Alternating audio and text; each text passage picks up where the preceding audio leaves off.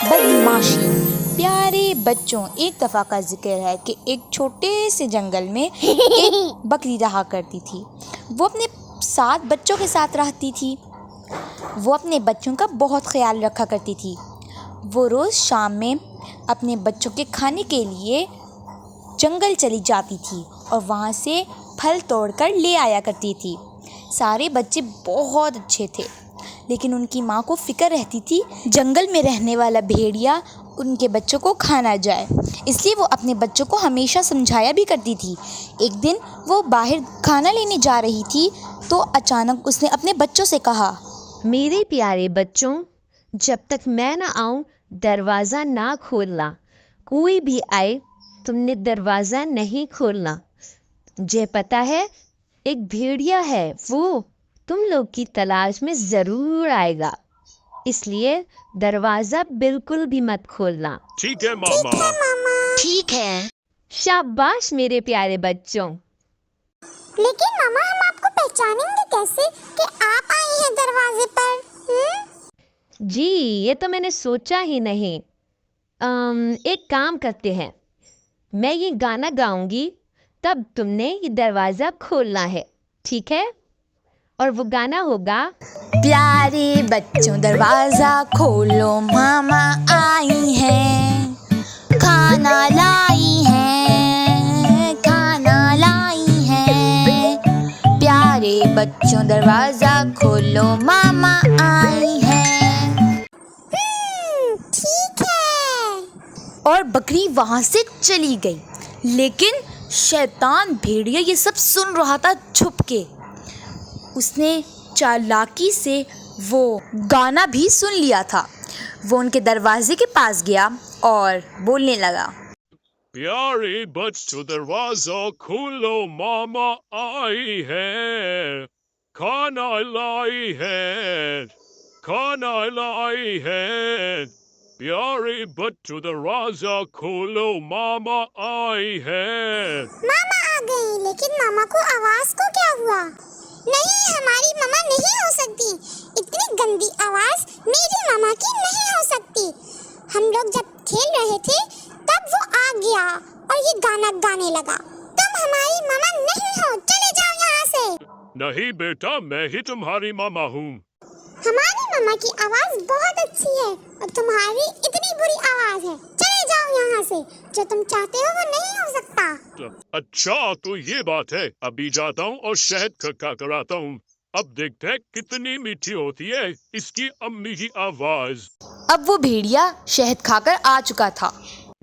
प्यारे बच्चों दरवाज़ा खोलो, मामा आई है, खाना लाई है, खाना लाई है। प्यारे बच्चों दरवाज़ा खोलो, मामा आई है। सब बच्चे ये सुनकर खुश हो गए, लेकिन सबसे छोटा बोला, रुको जरा, मुझे देखने दो। सबसे छोटा दरवाजे के पास गया और दरवाजे के नीचे से देखने लगा। उसने उस भेड़िया के काले काले पाँव देखे और वो भाग के अपने भाइयों के पास दोबारा आया और बोला, तुम हमारी मामा नहीं हो, तुम्हारे काले पाँव हैं। मेरी मामा के तो अच्छे और सफेद पाँव हैं। दफा हो जाओ यहाँ से। ये सुनकर भेड़िया जल्दी से चक्की की दुकान में गया और वहाँ से चुपके से अपने पाँव आटे में डालकर सफ़ेद कर लिए।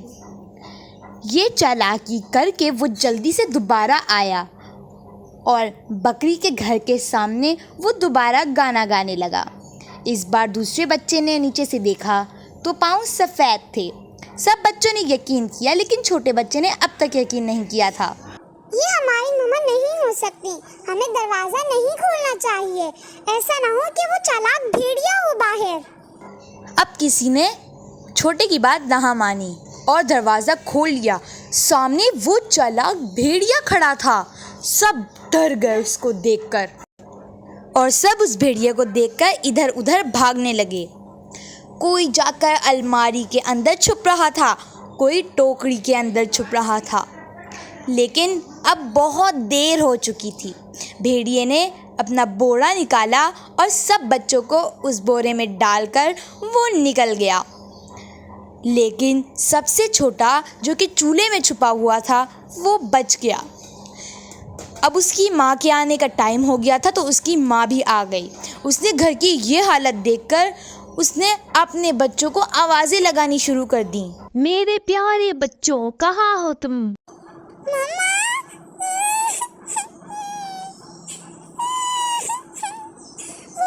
वो भेड़िया सबको ले गया। उस भेड़िए की ये हिम्मत! वो ज्यादा दूर नहीं गया होगा, हमें उन्हें ढूंढना चाहिए। चलो मेरे बच्चे। दूसरी तरफ वो भेड़िया सब बच्चों को लेके जा रहा था। अब वो चल चल के बहुत थक चुका था तो उसने सोचा क्यों ना थोड़ा सा आराम ही किया जाए। वो एक दरख्त के नीचे जाके सो गया। अब वहाँ पर बकरी और उसका बच्चा भी आ गए। उन्होंने इसको सोते हुए देखा और उसके साथ बोरी भी थी जिसमें बच्चे थे। बकरी ने जल्दी से वो बोरी खोली तो उसके सारे बच्चे एक एक करके बाहर आ गए। अब सबसे छोटे बच्चे ने पत्थर उठाकर उसमें भरना शुरू कर दिए। ऐसे ही सारे बच्चे करते रहे। अब उन्होंने वो बोरा भर लिया था और जाकर वो छुप गए तमाशा देखने के लिए। अब भेड़िए का भेड़िया जब सोकर उठा तो उसने चलना शुरू कर दिया। अब उसे प्यास लगी थी तो वो एक नदी किनारे आया और पानी पीने लगा, लेकिन उसका पाँव फिसला और वो नदी में गिर गया। सारे बच्चे बहुत खुश हुए और हंसने लगे। तो प्यारे बच्चों, आपको ये कहानी कैसी लगी हमें कमेंट्स करके ज़रूर बताना। अल्लाह हाफिज़।